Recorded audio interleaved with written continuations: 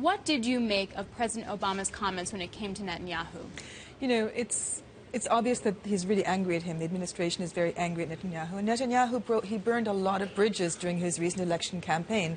First with accepting Speaker Boehner's invitation to address Congress on March 3rd, and then of course during the final days of his campaign with his Jim Crow-like race baiting, talking about how the Arab citizens of Israel are coming out in droves to vote, which is obviously their right. They're citizens of Israel. And he also, of course, 2 days before the election, told a news magazine called NRG, a digital magazine, that he would never allow a Palestinian state to be established on his watch. Those three things are just crucial for the Obama administration, and it was just an absolute slap in the face for them. But you said it was very obvious that President Obama was upset, but he specifically addressed the fact. He said, basically, the news media is making this about Netanyahu versus President Obama, and that in actuality that's not the case, that Israel and the U.S. are still united. They just don't agree on this one thing. Did you buy that? No, not at all. I mean, well, how blunt can I be? So, look, for years, the President and the Prime Minister, Obama and Netanyahu, have had a really rocky personal relationship. But they also have really substantive, they view things very, very differently. Netanyahu has never wanted a two-state solution.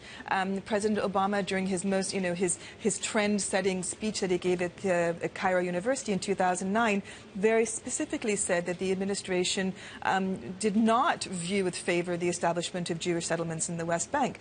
Jewish settlements in the West Bank is pretty much a cornerstone of Netanyahu's policy in Israel. Right, so what does President Obama and the U.S. do then going forward? When you have President Obama committing to security, intelligence, and the military of Israel, which he said, but also seems to be very much behind this two-state solution, and he said that there doesn't seem to be the prospect for any meaningful framework for Israel and the U.S. to agree on this.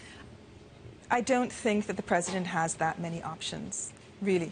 You know, he can express his displeasure in many different ways. He can tell his State Department officials to stop protecting Israel in the international diplomatic arena, for example, not to veto anti-Israel resolutions in the UN Security Council, not to put Europe on a short leash when it comes to imposing sanctions on Israel.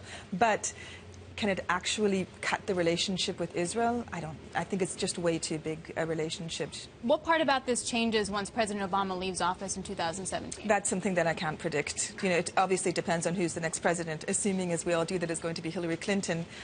You know, she's going to have to do some work repairing that relationship. My impression is that the Americans and the Israelis just want to keep window dressing looking pretty.